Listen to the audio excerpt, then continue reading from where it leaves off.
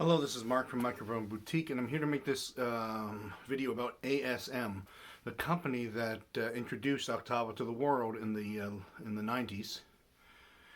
And there's a lot of rumors on the internet, a lot of correct information, a lot of incorrect information. So this hopefully will summarize a bunch of stuff and tell the story. A lot of this information comes firsthand through my partner at Microphone Boutique, Alexei. He worked for ASM, or helped start ASM, and then left to do his own microphone company, which became AEG, and Microphone Boutique is our company together. So, let's talk about the origins of it. Alexei worked for McKay, and so the M is McKay, and he had two sons, and they were musicians.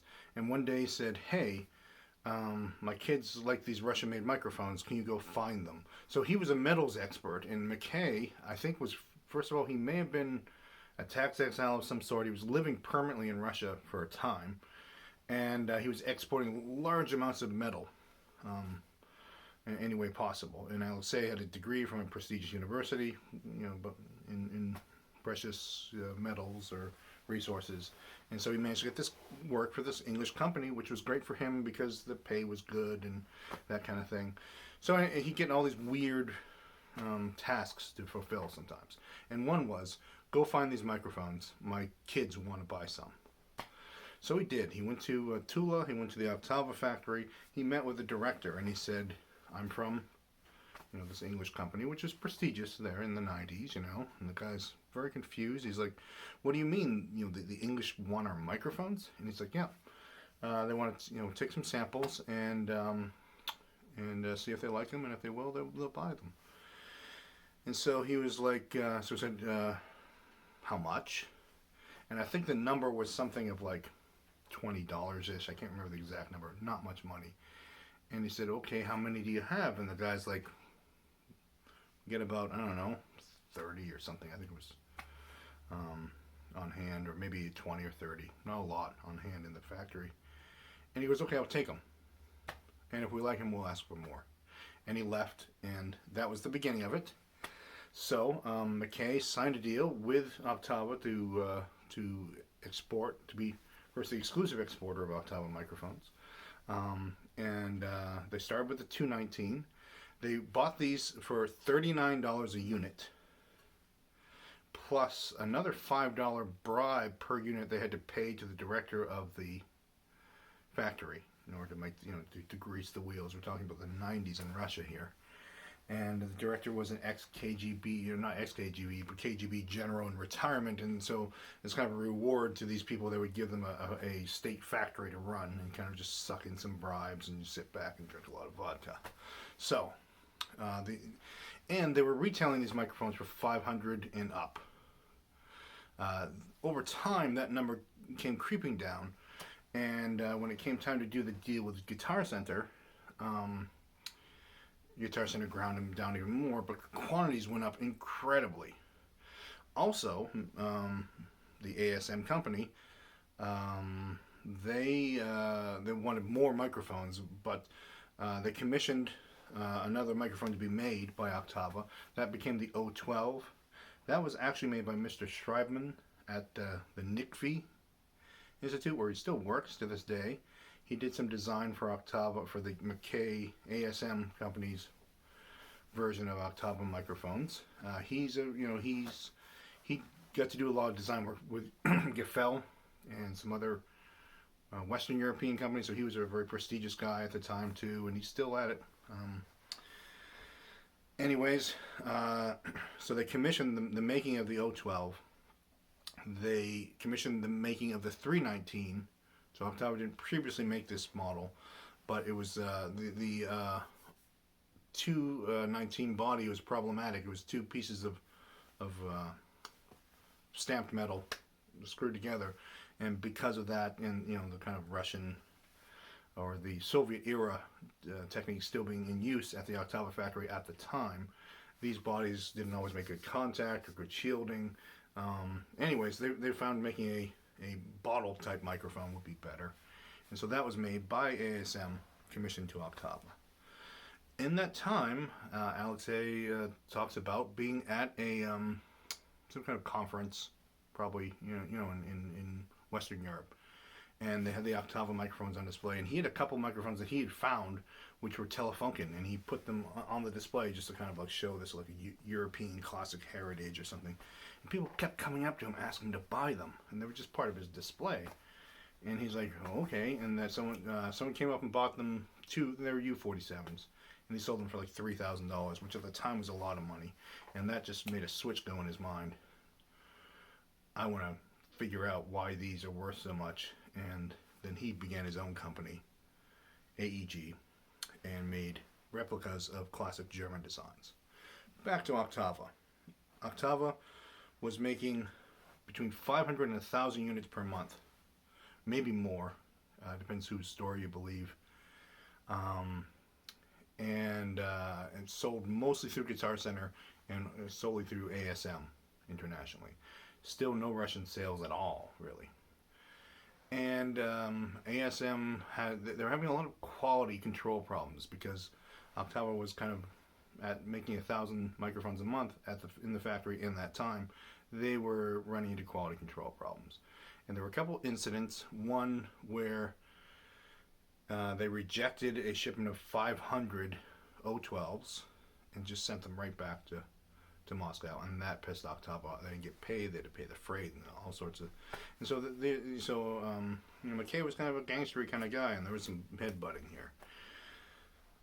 So he decided they would go around Oktava and have some supplemental microphones made in China. They gave all their designs to a Chinese company. They made decent replicas. It only lasted for about a year, and they were all sold through Guitar Center. And they all had ASM on them because any of the domestic production, which there was some, wouldn't say ASM on the microphone itself. So they really ticked off Oktava. Oktava canceled their contract, so you're in violation of a contract. You're no longer a dealer. And Oktava went from making 1,000 microphones a month to making 0 because they had no line to the worldwide market at the time. McKay fire saled the rest of their inventory.